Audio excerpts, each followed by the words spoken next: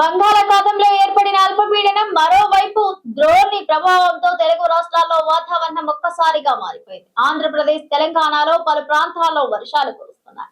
ఈ క్రమంలో తెలుగు రాష్ట్రాల్లో వాతావరణ పరిస్థితులపై కీలక అప్డేట్ ఇచ్చింది వాతావరణ శాఖ. ఈ రోజు తేలికపాటి నుంచి మోస్తారు వర్షాలు కురుస్తాయని పేర్కొంది. అక్కడక్కడ ఉరుములు, మెరుపులతో కూడిన వర్షాలు కురుస్తాయని తెలిపింది. బంగాళాఖాతంలో ఏర్పడిన అల్పపీడనం మరోవైపు ద్రోణి ప్రభావంతో తెలుగు రాష్ట్రాల్లో వాతావరణం ఒక్కసారిగా మారిపోయింది. ఆంధ్రప్రదేశ్, తెలంగాణలోని పలు ప్రాంతాల్లో వర్షాలు కురుస్తున్నాయి. ఈ క్రమంలో తెలుగు రాష్ట్రాల్లో వాతావరణ పరిస్థితులకై కీలక అప్డేట్ ఇచ్చింది వాతావరణ శాఖ. ఈ రోజు తేలికపాటి నుంచి మోస్తారు వర్షాలు కురుస్తాయని పేర్కొంది. అక్కడక్కడ ఉరుములు, మెరుపులతో కూడిన వర్షాలు కురుస్తాయని తెలిపింది.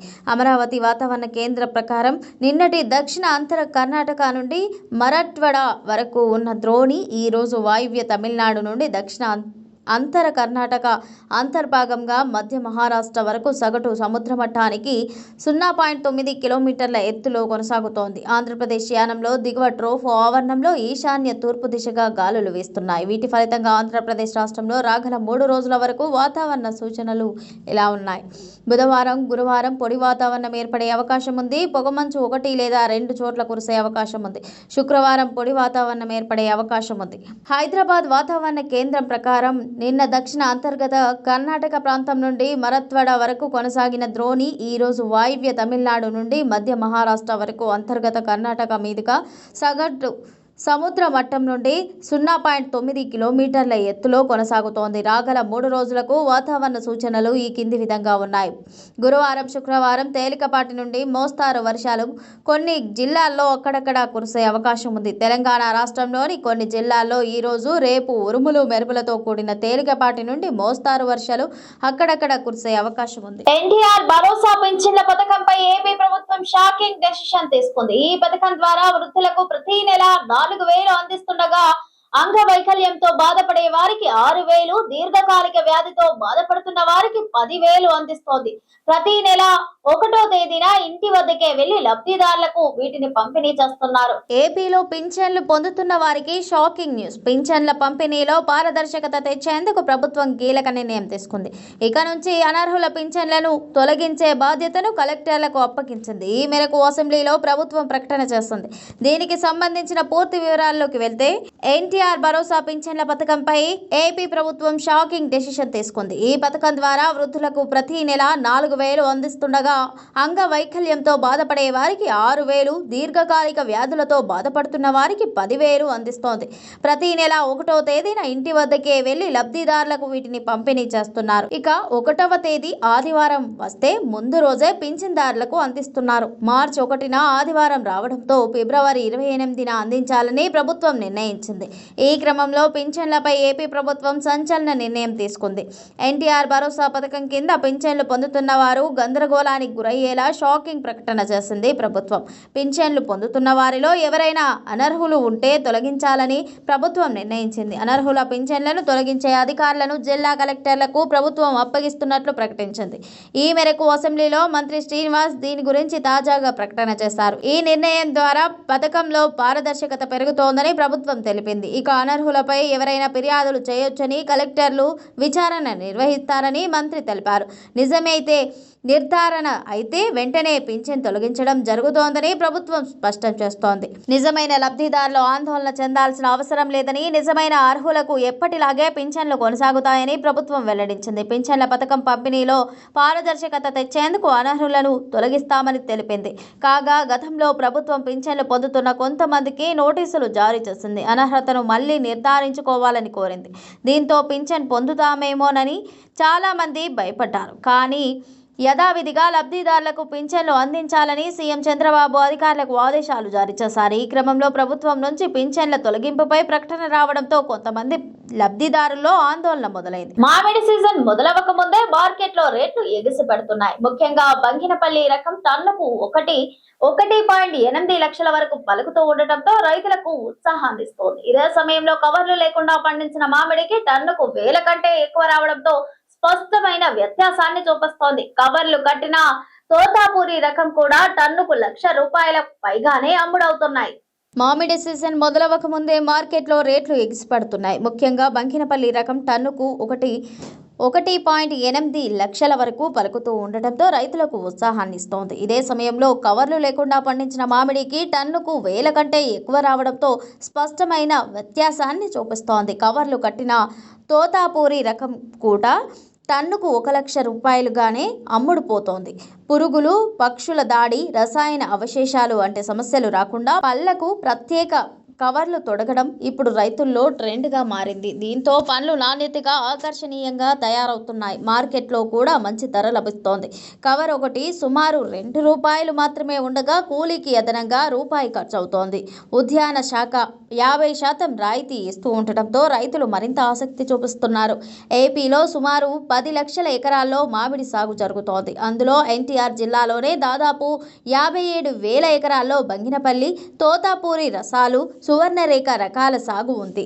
విజయవాడ రూరల్, విసన్నపేట, ఏకొండూరు, జీ కొండూరు, రెడ్డిగూడెం, మైలవరం, తిరువూరు, నూజివీడు, ఆగిరిపల్లి ప్రాంతాల్లో విస్తృతంగా తోటలున్నాయి. ఈ జిల్లాలో ఏటా సుమారు 2.30 లక్షల టన్నుల మామిడి దిగుమతి వస్తోంది. ముఖ్యంగా రెడ్డిగూడెం మండలంలో ముందస్తు కోత ప్రత్యేకంగా ఉంది. గత 20 రోజులుగా రైతులు కోతలు ప్రారంభించారు. నాణ్యమైన పెద్ద సైజు పండ్లు ఇతర రాష్ట్రాలకు ఎగుమతి అవుతున్నాయి. పచ్చల తయారీ కోసం ఉత్తరాది వ్యాపారులు కూడా వచ్చి కొనుగోలు చేస్తున్నారు. సాధారణంగా తొలి కోత తర్వాత ధరలు కాస్త తగ్గటం సహజం. అయితే ఈసారి మాత్రం పరిస్థితి భిన్నంగా ఉంది. నాణ్యతతో కూడిన ఉత్పత్తి, డిమాండ్ పెరుగుదల కారణంగా ధరలు నిలకడగా ఉండే అవకాశం ఉందని అధికారులు చెబుతున్నారు. గతంలో ఉమ్మడి చిత్తూరు జిల్లా తోటపూరి ధరలు పతనమై రైతులు నష్టపోయారు. అప్పట్లో కిలో ₹12 ధర వచ్చేలా ప్రభుత్వం ₹4 subsidy భరించింది.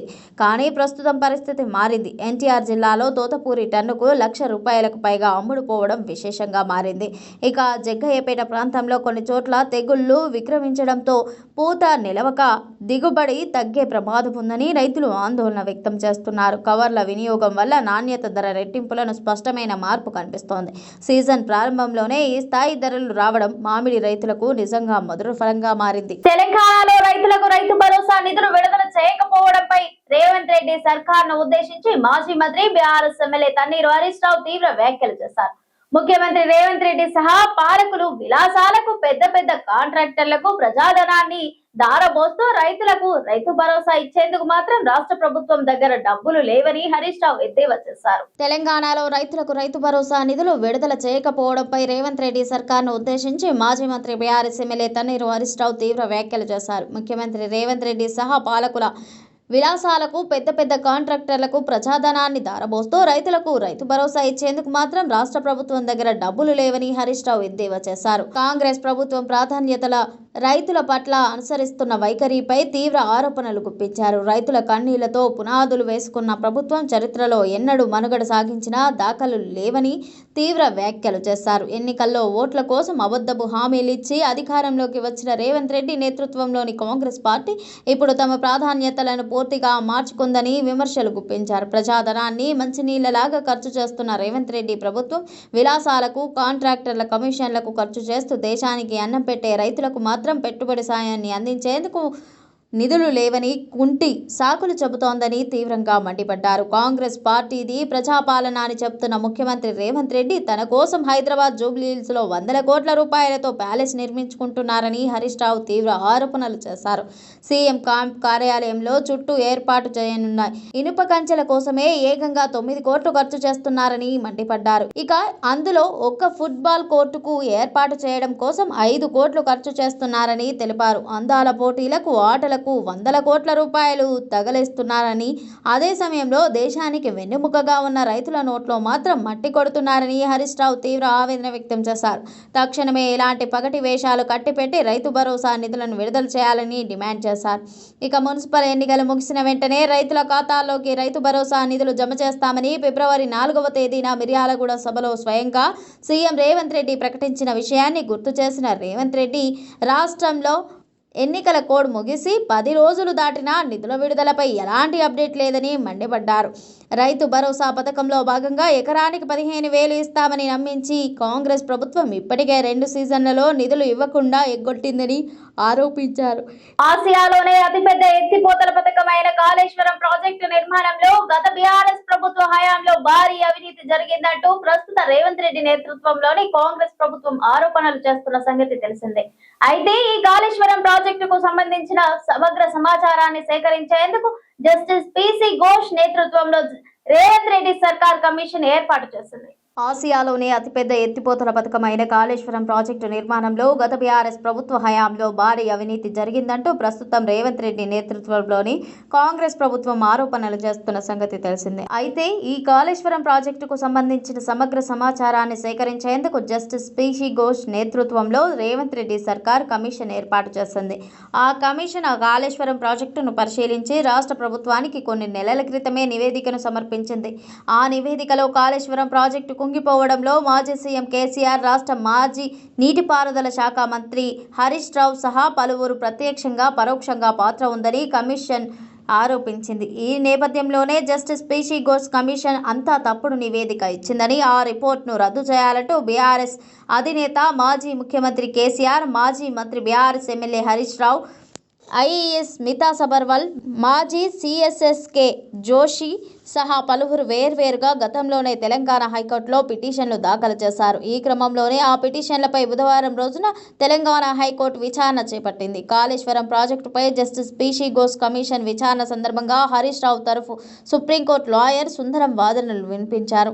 Justice PC Ghosh commission తమకు ఉన్న పరిధిని దాటి మరీ వ్యవహరించిందని లాయర్ సుందరం వాదించారు. కమిషన్ ఆఫ్ ఎంక్వైరీస్ చట్టం ప్రకారం ఈ జస్టిస్ పిసి ఘోష్ రిపోర్ట్ చెల్లదని కోర్టుకు విన్నవించారు. మేడిగడ్డ బ్యారేజీ పిల్లర్ కుంగిపోతే రాష్ట్ర ప్రభుత్వ కమిషన్ ఏర్పాటు చేసిందని, అయితే అక్కడ ఏం జరిగిందో పరిశీలించి కమిషన్ నివేదిక ఇవ్వాలని, ఆ బాధ్యత మాత్రమే కమిషన్ పై ఉంటుందని పేర్కొన్నారు. కానీ పిసి ఘోష్ కమిషన్ తన పరిధి దాటి రిపోర్ట్ ఇచ్చిందని తెలిపారు. అందుకే జస్టిస్ పిసి ఘోష్ కమిషన్ రిపోర్టులను చెల్లదని, దాన్ని రద్దు చేయాలని వాదనలు వినిపించారు. లాయర్ సుందరం వాదనలు విన్న హైకోర్టు ఈ వ్యవహారంలో తదుపరి విచారణను ఈ నెల 27వ తేదీకి వాయిదా వేసింది. మరోవైపు ఎల్లుండి కేసీఆర్ తరఫు లాయర్ శేషాద్రి నాయుడు హైకోర్టులో వాదనలు వినిపించనున్నారు. కరీంనగర్ సిపి మత మార్పిడి చేస్తున్నాడని తాను అన్నట్లు ఐపీఎస్ ఆఫీసర్స్ అసోసియేషన్ లేఖ రాశారని, తాను అలా అన్నానని నిరూపిస్తే ఎమ్మెల్యే పదవికి రాజీనామా చేసి రాజకీయాల నుంచి తప్పుకుంటానని వెల్లడించారు. ఈ విషయంలో తనపై సిఐడి విచారణపై ఆయన స్పందించారు. ఏ విషయంలోనైనా బహిరంగ విచారణకు సిద్ధమేనంటూ ఆయన ప్రకటించారు. కరీంనగర్ సిపిపై తప్పుడు ఆరోపణలు చేశానని పేర్కొంటూ వేసిన సిఐడి విచారణను బహిరంగంగా నిర్వహించాలని హుజురాబాద్ ఎమ్మెల్యే కౌశిక్ రెడ్డి డిమాండ్ చేశారు. తనపై ఆరోపణలు చేసిన వ్యక్తులను వారి వారి కార్యాలయాల్లో కాకుండా బహిరంగంగానే విచారణ చేపట్టాలని కోరారు. తెలంగాణ భవన్లో మాజీ మంత్రి గంగుల కమలాకర్తో కలిసి నిర్వహించిన మీడియా సమావేశంలో ఆయన మాట్లాడారు.